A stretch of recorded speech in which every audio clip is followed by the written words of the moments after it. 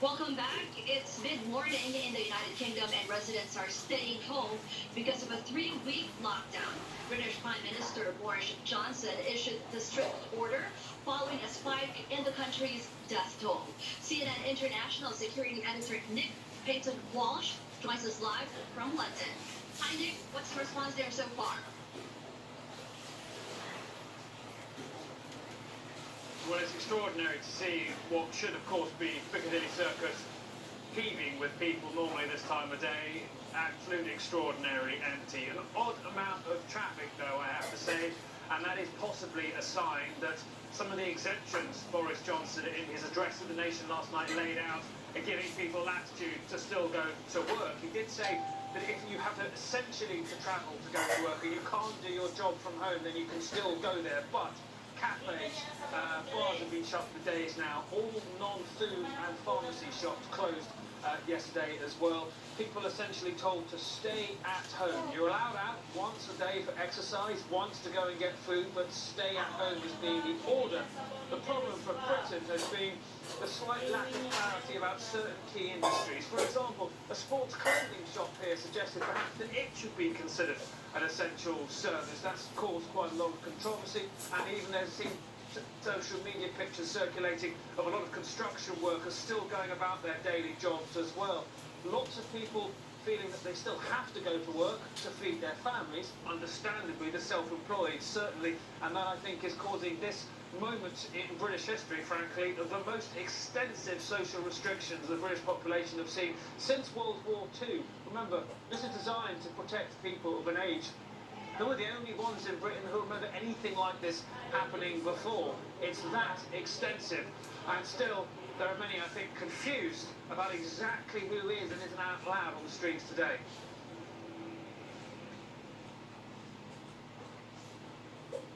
Okay, Nick, the Prime Minister is also saying they will review the stay-at-home order again in 3 weeks. Are experts seeing the lockdown lasting for more than this period, Nick?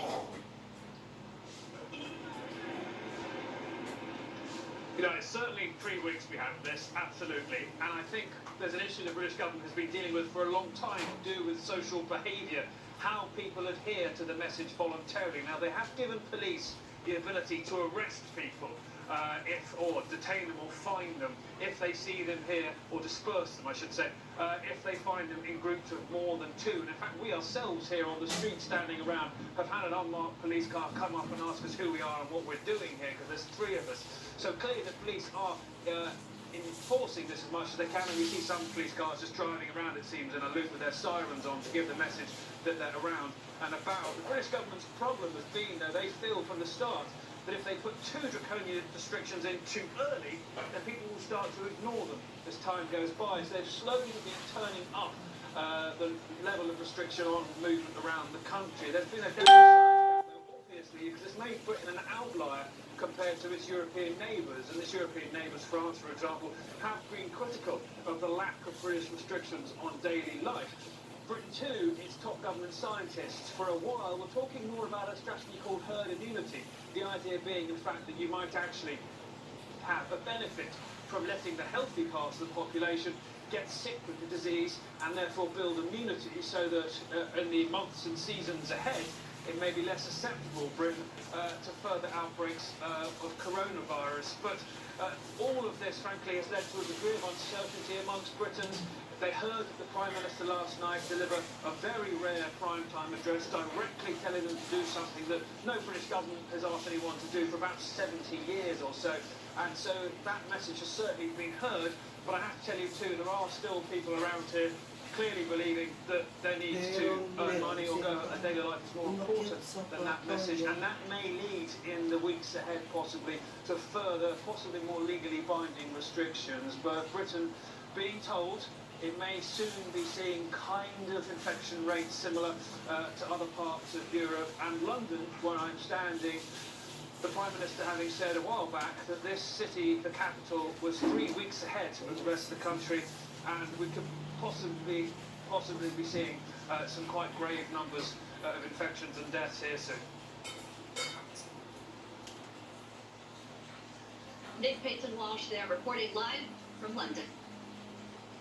The Prime Minister In meantime, going to Italy now. Italy continues to struggle with containing the coronavirus disease. The country has over 6,000 deaths and over 63,000 confirmed cases. A member of Task Force COVID-19 in Italy, which is an organization composed of various Filipino communities, spoke to CNN Philippines. He says at least 600 Filipino workers have already lost their jobs, and they fear that thousands of others may also experience the same if the pandemic will last longer. Some Filipinos also expressed their intention to go back home, citing concerns for their safety.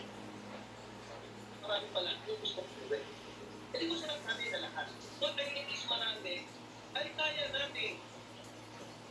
Kaya natin punuin kahit dalawa o tatlong aeroplano. No, but it's up to the government kung ano yung qualification nila sa pag-uwi ng aming government. Ako, personally, gusto ko lang may Pilipinas. Bakit? Dahil tayo nalalabas dito, punta tayo sa supermarket, bibili lang. Para pag yung kaliwa ko, hindi pa ako nasa buhay na. Sabi ko nga sa sarili ko, hindi ba nandun ako mamatay sa Pilipinas, nandun na ako, kaysa dito, ako ang bumubuhay sa Pilipinas.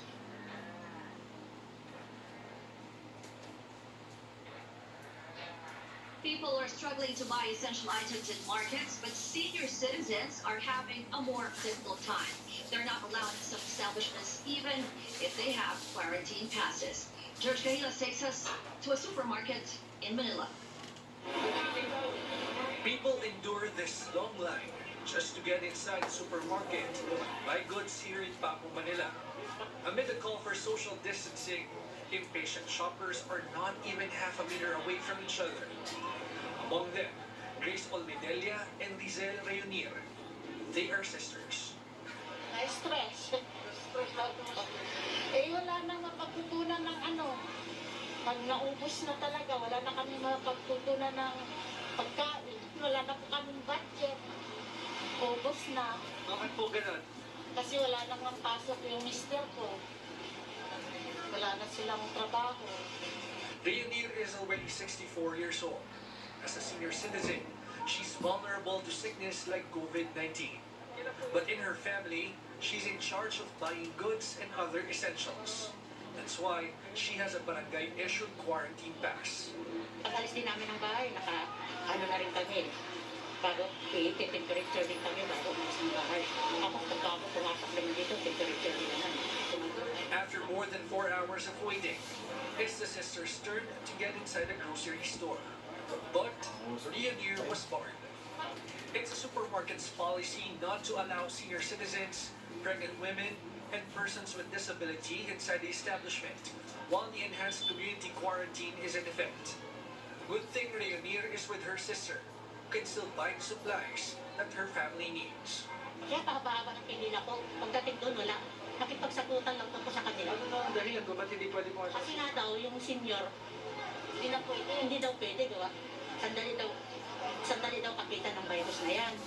As a matter of policy, Interior Undersecretary Jonathan Malaya says vulnerable sectors such as senior citizens are discouraged to go out of their homes while the crisis is ongoing. Malaya explains some barangays may have issued quarantine pass to elderly for humanitarian considerations. There are times na yung mga senior citizens don't have anyone else to buy their food for them. Sila lang yung nasa bahay. Pagdating naman sa supermarket, pinapahirapan naman sila. Which I think is unfair. Kasi if there's no one to help them get their food, to go to the supermarket, tapos pagdating nila doon, di sila papapasukin, di sila bebentahan, that becomes discrimination. The Interior Department Hindi is now coordinating with the Trade discrimination, Department to fix the issue. iniingatan. After all, the government says all families must be given a chance to get the supplies that they need in the midst of the crisis, without any favor, without any discrimination. George Caniles, CNN Philippines. The supermarket's management refused to grant an interview to clarify the issue.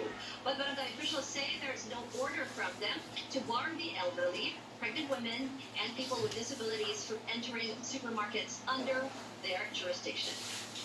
A 60-year-old boy is doing what he can to protect our frontline personnel. Marcus Chu is a grade 10 student who makes frames of face shields using his 3D printer. First, he uses his computer to form a 3D model. It tells the printer how the final product should look like. Then his printer builds it layer by layer. And the result? A frame that you can wear just above your eyes. Attach a sheet of acetate to it, and voila, you have a face shield. Marcus plans to make at least 100 pieces. This is his own way of helping the frontliners.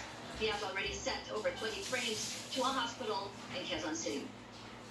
And that's it for tonight. Thanks for watching. Stay tuned to CNN Philippines. Follow us on social media for the latest. I'm Ruth Cabal for Newsnight, where we go above and beyond the headlines.